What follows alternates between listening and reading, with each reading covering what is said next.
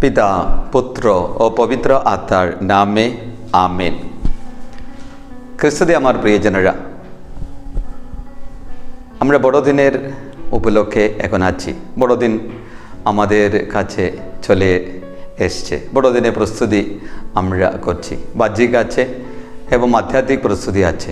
এই আধ্যাত্মিক প্রস্তুতির জন্য এই বাণীগুলো আপনাদের কাছে পাঠাচ্ছি। লুক রচিত মঙ্গল সমাচার অধ্যায় 1:26 পদ, সেটা প্রিয়জনেরা স্বর্গদূতের আগমন। প্রিয়জনেরা, ঈশ্বরের সংবাদ নিয়ে স্বর্গদূত আসছে। কার কাছে আসছেন আমাদের সকলের জানা আছে। ঈশ্বরের বাণী এইরকম বলছে, ষষ্ঠ মাসে গাব্রিয়েল দূত ঈশ্বর দ্বারা গালিলিয়ার নাজারেত নামে শহরে এমন একজন যুবতী কুমারীর কাছে প্রেরিত হলেন।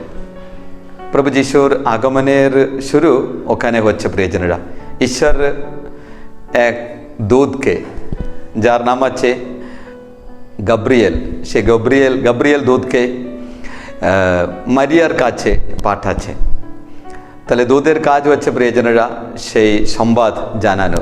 যেমন পোস্টম্যানের কাজ আছে। পোস্টম্যানের কাছে চিঠি পেলে তিনি কি করবেন, সঠিক জায়গায় ঠিকানা সব তার জানা থাকবে।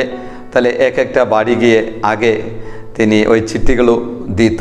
এখন তো সেই যুগটা চলে গেছে, কিন্তু স্বর্গদূত প্রিয়জনেরা সেই রকম একটা চিঠি নিয়ে মারিয়ার কাছে আসছে। সেই চিঠিতে আছে সব কথাগুলো। সেই চিঠিতে আছে প্রিয়জনেরা ঈশ্বরের খবর এবং ঈশ্বরের কথা। সেই ঈশ্বরের কথা বলার জন্য ঈশ্বর গাব্রিয়েল দূতকে মারিয়ার কাছে, অন্য কারো কাছে নেই।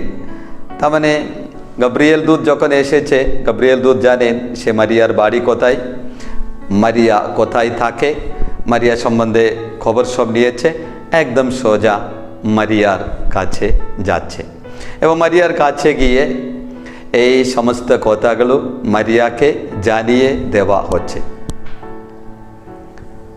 আরেকটা কথা ওখানে আমরা দেখতে পারি প্রিয়জনেরা, সেই বাণীতে এমন একটা জায়গায় মারিয়াকে পাঠানো হয়েছে পৃথিবীতে। ওই জায়গা, সেই জায়গার নাম হচ্ছে প্রিয়জনেরা নাজারেত।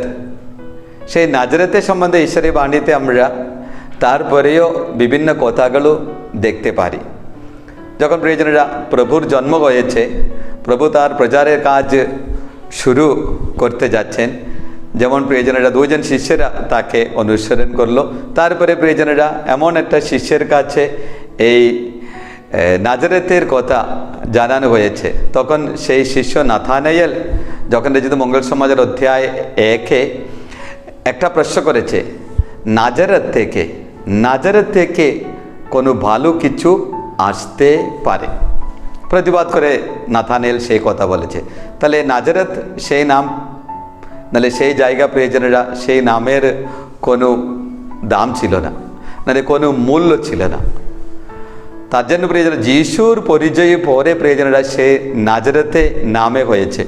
মথি রচিত মঙ্গল সমাচার অধ্যায় 21:11 পদে প্রিয়জনেরা জনগণ প্রিয়জনেরা যিশুর পরিচয় যখন চেয়েছে, তারা মানে কীভাবে বলছিল, ইনি হচ্ছে গালিলিয়ার নাজারেতে সেই নবী যিশু। যিশুর পুনরুত্থানের পরে প্রিয়জনেরা যিশুর পরিচয় শিষ্যরা ওইভাবে দিত। সিমন পিতরের প্রথম আশ্চর্য কাজ কেমন হয়েছে প্রিয়জনেরা, শিষ্যদের অধ্যায়ে 3:6 পদে লেখা আছে, সিমন পিতর জন্ম থেকে সেই খরা মানুষকে বলছে, নাজারেথীয় সেই যীশু খ্রিস্টের নামে আমি তোমাকে বলছি, খেটে বেড়াও। সেই নাজারেত প্রিয়জনেরা আগে, সেই নাজারেতের আগে কোনো নাম ছিল না। সেই নাজারেতে প্রিয়জনেরা সেই দূত গিয়েছেন। সেখানে বাস করত মারিয়া নামে একটা মেয়ে। তার কাছে গিয়ে প্রিয়জনেরা এই সংবাদ। আমাদের জীবনে সেরকম প্রিয়জনেরা ঈশ্বর সেইভাবে আমাদের সকলকে বেছে নেবেন। ঈশ্বরের সেই বাণীগুলো, সংবাদ সব সেইভাবে আমাদের কাছে আসবে। বড়দিনের জন্য যখন প্রস্তুতি করবে আমাদের জীবনে প্রিয়জনেরা সেই দূত সংবাদ এখন কেমন আছে। প্রত্যেকদিন প্রিয়জনেরা সেই দূত সংবাদ আমরা বলি, তার মাধ্যমে প্রিয়জনেরা যিশুর আগমনের কথা আমরা মনে করি, কেমনভাবে ঈশ্বর এই পৃথিবীতে এসেছেন সেই কথা, ঈশ্বরের এই পৃথিবীতে আসার কথা পুনরায় যখন আপনারা মনে করতে যাচ্ছেন প্রভু যিশুর আগমনের জন্য যত প্রস্তুতি দরকার, সেই সব কিছু প্রস্তুতি করতে প্রভু আপনাদের সকলকে সাহায্য করে প্রার্থনা করে ডিভাইন লাভ নির্জন ধ্যান কেন্দ্রের তরফ থেকে আপনাদের ভাই বোনেরা সকলকে জয় যিশু।